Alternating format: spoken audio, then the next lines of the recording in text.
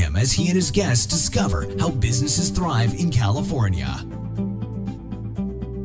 Well, welcome to Pilgrim on the 405. We have a great conversation ahead of us today with Mike Garrell. Mike is part of one of the fastest growing CPA firms in the country, Armanino, and he has a special practice that focuses on cannabis and hemp. So welcome, Mike. Thank you, Will. So tell us a little bit about how you got to the place where you're focusing on cannabis and hemp in a CPA firm.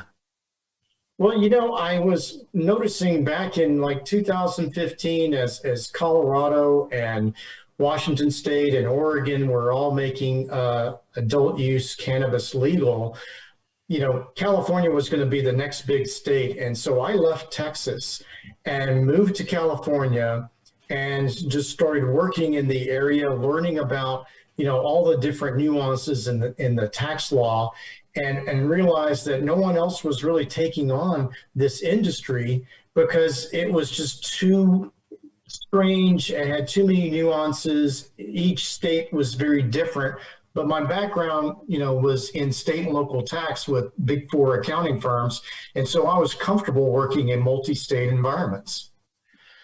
Well, okay. So now that you are roughly how many clients do you have, separate company, cannabis and hemp?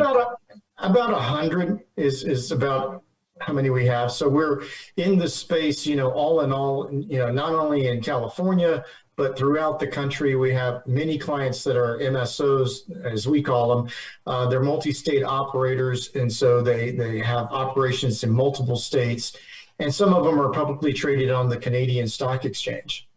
So talk to me a little bit then tell me about the industry. What have you learned about the industry?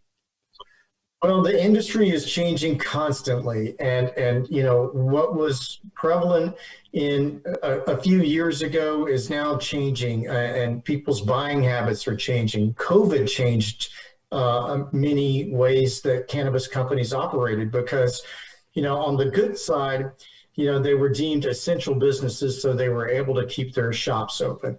But because of mass mandates and still fears about spreading COVID, many of the dispensaries had to shift to a delivery model, which was not part of their business plan. And so they started having curbside delivery. They started, having delivery to people's homes.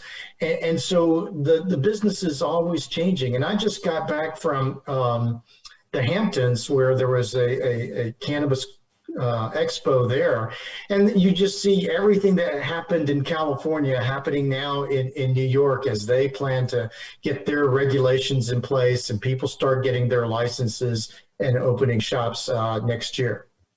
Well, all right. So are these small businesses that are starting, or are they large businesses that are now dropping their feet into New York? Who is in the business? Yeah, and what generally happens is that as these new markets open up, as I was mentioning, New York, New Jersey, and Connecticut, the tri-state area, but then you had Massachusetts that was legal a year or so ago, Illinois, Michigan, and as these new markets open up, many of the California cannabis companies are realizing that the market here is getting pretty saturated. There's a lot of competition, many opportunities to acquire cannabis. And so what they're looking to do is move their brand eastward. And just like you have brands for alcohol and tobacco and other, regulated type industries, cannabis is no different, where your brand can carry you very far and make your company get a valuation much higher than it would be if it wasn't a recognized brand. Well, now we talked before about the goal that many of these companies had. We talked about helping companies get established when they get to a certain size, to begin helping them put together operating systems that are going to endure for a while. And you said that for the most part, that was kind of irrelevant, right? Yeah, and it's unfortunate because unlike other, startup industries where people want to, build a company, maybe a family business or something, because, the cannabis business is very, you know, um, it's very collegial with one another. And in many cases, you'll see where the father has one part of the business, the mother has another, part of the business that she's working on. Maybe brothers and sisters are in the business as well. And you would think, hey, this is great. You're going to start like a family farm or something. But unlike strawberries and maybe some other types of agricultural crops, excuse me, cannabis, what many people want to do is to grow the business for 3 or 4 years, maybe 5, and then they want to sell to a much larger entity and basically cash out with their millions. They're not looking to set up a family legacy, and because of that, they're a little short-sighted, I think, because they're not looking at how to run their business efficiently, how to make their business better. They're just looking at how can I grow the top line number and then sell to the highest bidder down the road. Yeah, and that's an interesting piece. Now, how do people compete in this industry? Well, I mean, they compete aggressively, but it's still a hometown kind of market. So that I had an instance last year where one of my clients during COVID had one of their machines break down, and they went down the street, literally down the street, to a competitor and said, "Hey, do you happen to have a part that would work for my machine?" And the other competitor not only had the part, but he sent his engineer to help install it. And that kind of collaboration, is great, and this is one of the things I love about this industry. But as these entities get larger, they get bought out by bigger and bigger entities. It will kind of die off, I think, in the future. Well, what have you noticed about change from 10 years ago, 15 years ago to today? Well, the public perception of cannabis has certainly changed dramatically, because before it was, the Nancy Reagan era of war on drugs, and you must keep your children away from drugs because it's a gateway to, cocaine and other more serious drugs.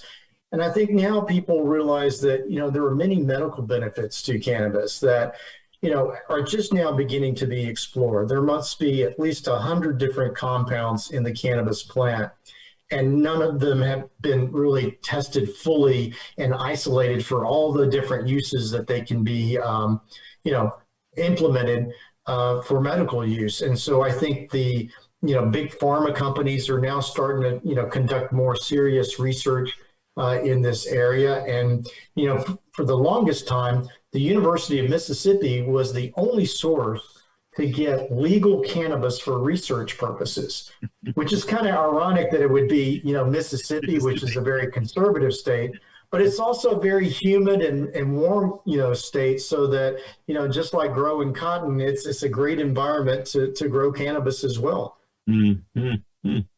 What do you see as the future?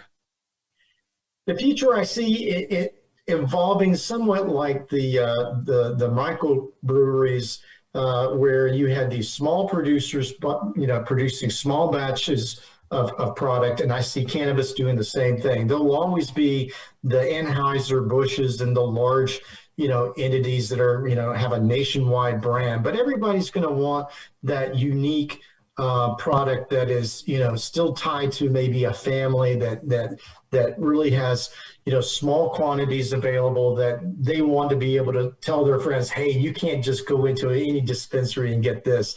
I got a connection with somebody that can get us this stuff. And that's going to be, again, where branding and marketing is going to play a big role.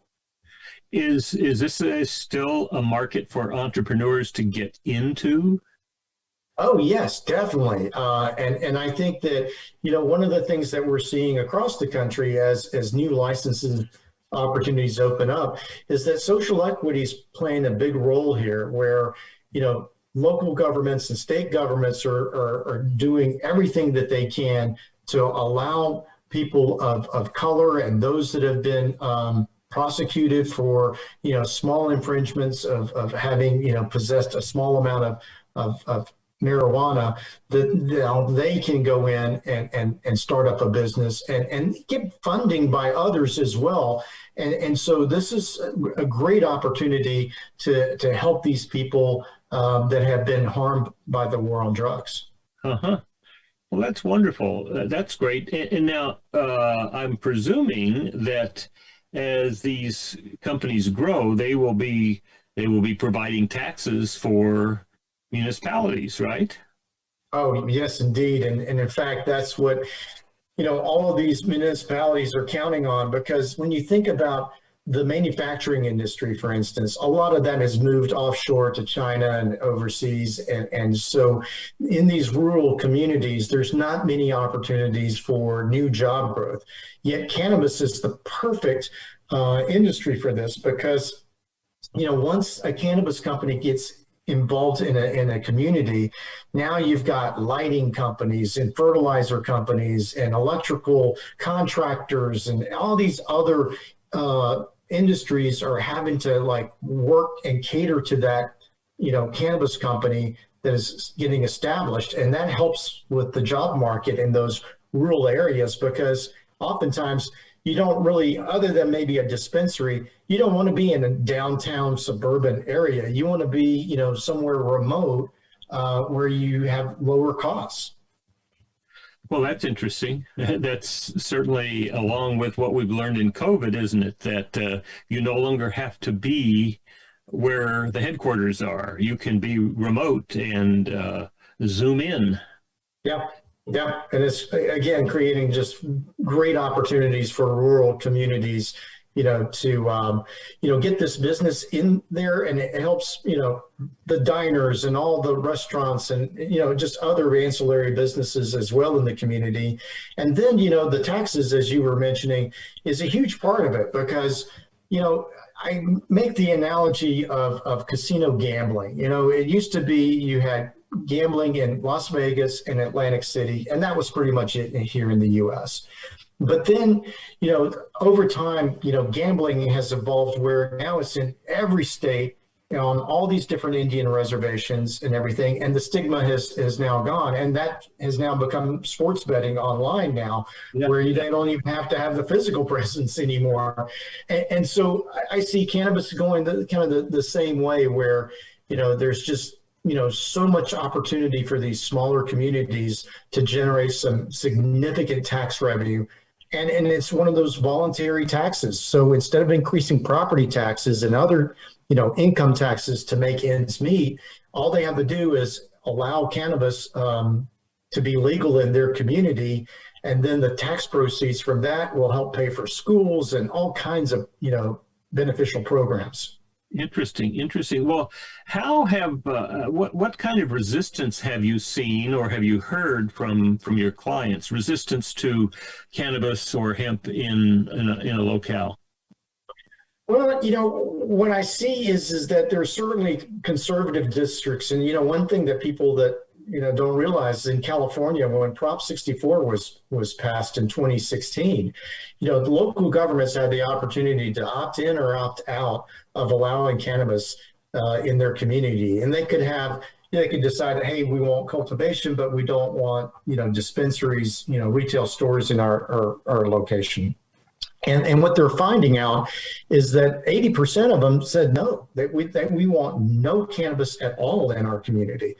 And now they're realizing that, well, it's not as bad as we first anticipated. The tax revenue is a good thing. And it's sort of like, dry liquor laws, where if I don't allow it in my county, the people in my county are just going to drive across the border to another county and get their product and bring it back into my county anyway. So I might as well take advantage of it and collect the tax revenue. Yeah, it's a very interesting thing. I mean, I think a couple of things are happening. One is, as we remove that old reefer madness mentality and recognize that it is a plant and it's got some very healthful uh, uh, uses, and that it is not that it's not the drug itself that is the gateway drug. That's more of a community environment. So, and then moving away from this war on drugs, and then on top of that, to begin to understand that there's a monetary benefit to participating in this. That's a lot of pressure on city council. There is, and one area that is really, just needing more attention is the female market. Most of these brands, will have like some sort of aggressive packaging and labels and colors and things that are really geared to the, 21 to 35-year-old male, and there are so many women that, gain benefits from cannabis, from being able to sleep and other things. Sometimes, they don't want to get like crazy high. They just want to relax, like, having a glass of wine, have maybe some cannabis that will, relax them. And there's, starting to become more and more companies that are gearing to the female market, where their packaging is geared towards them. The dosage is lower. That's geared to, different moods that they may have, and, want a different kind of effect than what a male wants, where they may just want to, have a big, high. Well, and I interviewed Philip Rebentish from Got a Story, and he is dedicating his life to. He's got a site called Don't Strain Yourself, and it's got to do with educating people on the medicinal values of cannabis, and then getting stories and having conversations with people about that. I think that's a really important piece to educate people, not necessarily increase sales, but to increase the well-being that people have. Yeah, exactly. And, I think that, cannabis products can be used in many different ways, and like anything, it can be abused. But I think that, with more and more people trying it, using it, hey, they're starting to, infuse, foods and things with cannabis now. So you can have a cannabis dinner. And I think that it will become very similar to like wine. There'll be like certain areas where it's grown that you want to, get your cannabis from. And there's just so many opportunities to use it in many different ways that we haven't even begun to explore. Right. Well, all right. So what do you see as ancillary businesses starting up around, like going into some of these other areas? Well, there's just so many businesses that work with the cannabis industry. There's like one company that produces drones that fly over a crop, and they can monitor, the moisture content and sunlight and everything, and knows, okay, this quadrant needs more sun and this quadrant needs more water. And there's lighting companies, there's fertilizer companies, Scott's Liquid Green, the Scott's Miracle Grow, that's what I'm thinking about, is invested heavily into the cannabis industry, and using their know-how to help with fertilizers and things to grow a better product more efficiently. And so there's just, our industry, accounting. I mean, there's just so many that are all like now working in this industry, helping them, as the market matures. Do you see a change in the federal policy toward cannabis in the near future? I have to say, and this is a personal note, Chuck Schumer's, plan to legalize cannabis, it's all great, in a utopian society, but I think it's trying to get too many, things accomplished in one single bill. And I think that even the Democratic Party is having their own, conflicts about how far they want to go with legalization.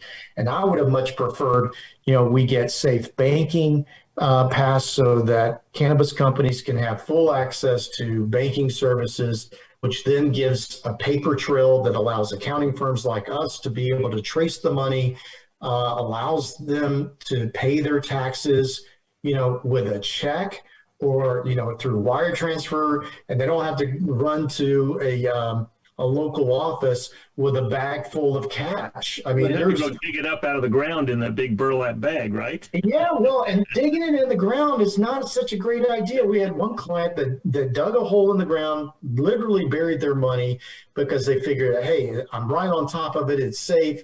Well, they went to, get their money, and then, in a period of months, the money started to disintegrate because it's really, cash is really made out of cloth. And so you just buried cloth into the ground and it disintegrated. We have other clients that had pallets of cash stored in a warehouse, and rats got into the cash and started, eating away at the serial numbers. And if both serial numbers on a particular bill are gone, you can't take it to a bank or the Federal Reserve and exchange it for a new one. That money is literally gone. We need to get the banks involved with this. Yeah, getting that, and 280E is a tax code section that limits the ability for cannabis companies to deduct all of their expenses. And that would be a huge change too that would benefit the industry, because they're working on very small margins once you factor in all these taxes. And that's what people don't realize. They think that, they're growing the crop for X dollars, they're selling it for, multiples of that, and therefore there's huge profits to be made. But once you factor in all the taxes, the taxes can be 40 to 45% of your gross income. That's huge. So that doesn't leave a whole lot. Yeah, especially if you're gross. Yeah, gross. Exactly. Not your net income. And that's why many companies that are starting in this business are undercapitalized, and they don't realize that, hey, if you got $1 million to start up a cannabis company, that's probably not enough. You probably need closer to $2 to $3 million to start a cannabis company because of all these unexpected taxes and costs. Right.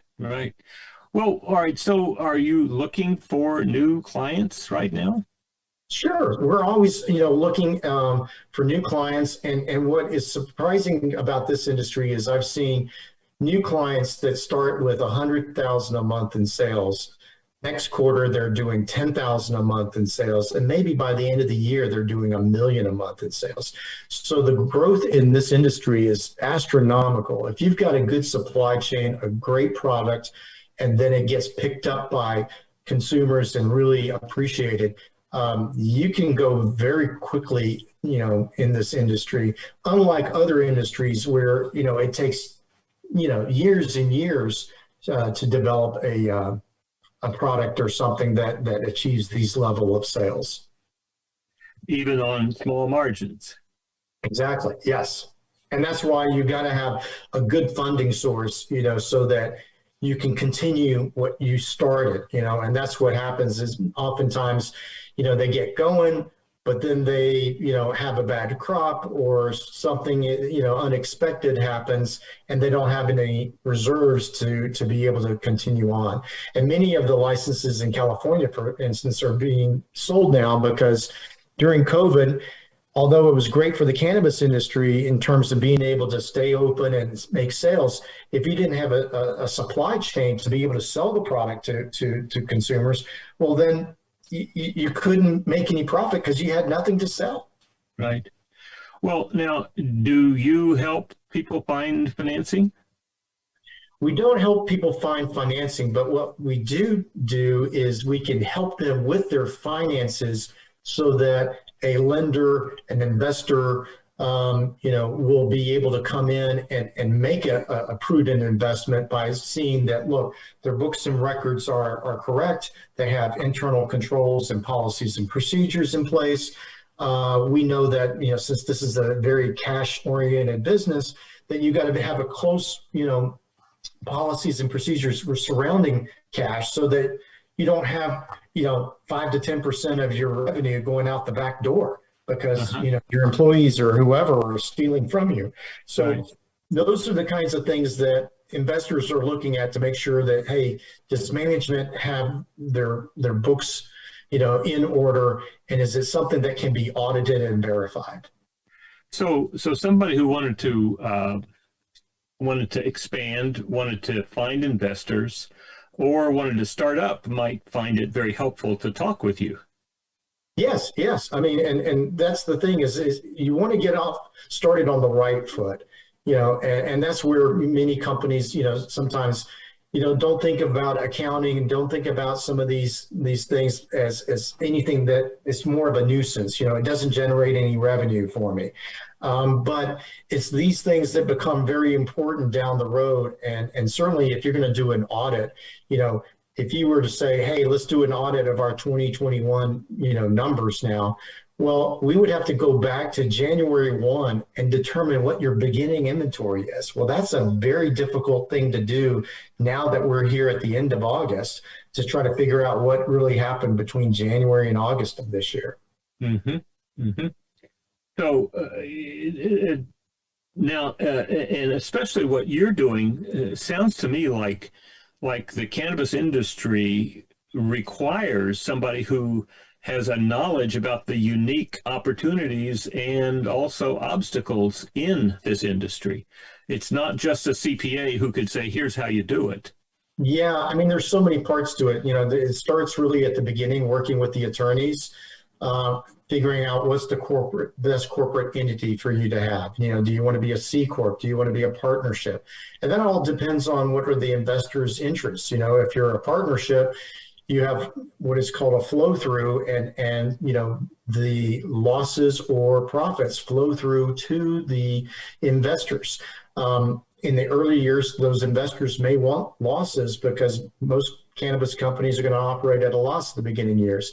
And then maybe later on and down the road, they may want to be a C Corp so they can be acquired by another C Corp and they can exchange, stock for stock of the other company and maybe a tax-free exchange. So there's just many, considerations to think about, the corporate structure, taxes. Everyone, has their own way of doing 280E, but you have to be able to support, how you're taking these different positions on 280E. And tell me about 280E. What is 280E?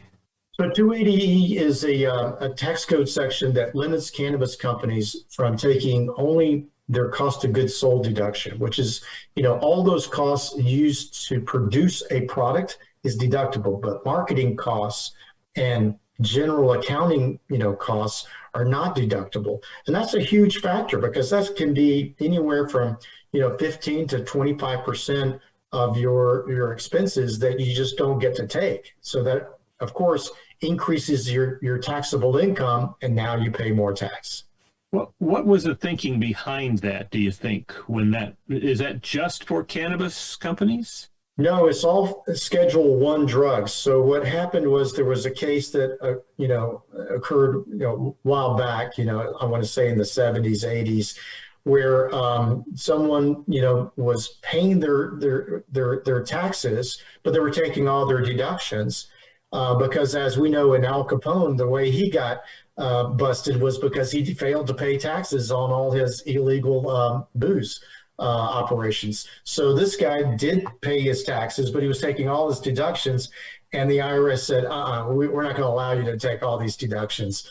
We're not going to make this an easy endeavor for people to get into this business. So those drugs that are what we call Schedule I includes not only cannabis, but it includes cocaine and morphine and all of the bad, drugs that are out there. And that's one of the things that everybody is trying to change as well at the federal level, is to deschedule cannabis so it's no longer a Schedule I drug that can now take all the deductions that a normal business takes. So that would be the route to eliminating this hurdle. Yes, it would. To what is it? Deschedule. Deschedule it from Schedule I. Mm-hmm. Interesting. All right. So you do a lot of looking around at the country. You have offices in a variety of places. What do you see happening in the country right now? In the people you're talking to, and would assume many of them are in business, not all, but what do you see? Well, I'm seeing that, this industry is expanding rapidly, particularly to the East Coast. And, Virginia has become the first true southern state below the Mason-Dixon line to allow adult use consumption. And that's going to trigger all the other southern states to fall in order eventually. And I think that, again, it all comes back to the tax revenue. Many, state and local jurisdictions see this as a ripe opportunity to generate taxes that's voluntary. If you don't consume cannabis, you won't be paying this tax. If you do consume, you will. And it allows these governments to limit whatever increases they may want to have in sales taxes and other types of taxes, and let cannabis be the entity that shores up their revenue base. Uh-huh. Yeah, well, during the opioid crisis, we certainly know that there were lots of people from West Virginia and that particular part of the world who would drive all the way down to Florida and bring back massive amounts to sell. So it's interesting when Virginia becomes a state that's has legitimate cannabis sales, it's people just going to go across the line to buy, and the state patrol's not going to be able to stop every car and have like a checkpoint, to like see, and we're talking about, small quantities, enough that you could fit in your trunk that it would be enough, Right. So I think that, that's the other thing is that I think that, cannabis is going to be something that is going to be across the nation eventually, but it's probably going to go on a state by state basis. I don't really see federal legalization happening anytime soon. And the other problem that happens with federal legalization that people don't realize is that each state set up these rules to protect their own industry. They don't want California cannabis being shipped to New York because, in New York, they're going to have to grow a lot of it indoors, and that's more costly. And they want to protect those people that have made those investments to get those licenses. And so you don't really want interstate commerce of cannabis. So outside of cannabis and hemp, what do you see in terms of the business climate? Outside in what manner? Well, I mean, what you are in contact with lots of people. I'm sure you guys talk at Armanino about what you see. What do you see in terms of the business climate in the next 5 years? Well, it's certainly a tremendous amount of growth that we've had. I mean, our practice has grown, over 250% year over year. And 650% the year before that. So, it is growing tremendously, and we don't see it stopping anytime soon. As these new states come on, there'll be just more and more opportunities, for cannabis companies to expand their brand into these new jurisdictions. Good. Well, what would you suggest to people? I guess there would be people who are currently involved in growing or selling, distributing cannabis, and another group would be those who are considering that. What would you recommend that they do? Well, I think the ones that are already established certainly should, get their books and records in order, because one of the things that we're seeing is like these local taxes can be very tedious to deal with. And even the local jurisdictions don't even know how to administer some of their taxes because the tax form says one thing and the regs say something else. And so you want to stay on top of that because that's how you can lose your license. If you fail to pay your taxes, especially at the local level, that's when they'll shut you down. And you don't want that to happen and mess up all the hard-earned, dollars that you've made over the years. And new companies that want to, get established, I say, make sure that you're well capitalized because it's going to cost you more than you think. There's going to be certainly delays in getting your license. As I mentioned earlier, social equity programs are out there so that it does give an opportunity for anyone that really wants to get into this industry to do it. But the key for them is going to be to have an adequate funding source. So you need to have family, friends, investors, whoever that are going to be able to, pay those bills in the early days so that you can get this operation going. Well, if they wanted to get in touch with you, how would they do that? Sure. I'm at Armanino, and they can contact me via email is probably the best way to get a hold of me, which is mike.goral, Goral, at Armanino, Armanino, LLP.com. That's wonderful. It's been great talking with you, Mike, because this is certainly a fast growing part of the industry, and it's going to have a larger and larger impact on how we do business, not only in California, but all across the country. It certainly is. And thank you again, Will, for having me on your show. Absolutely.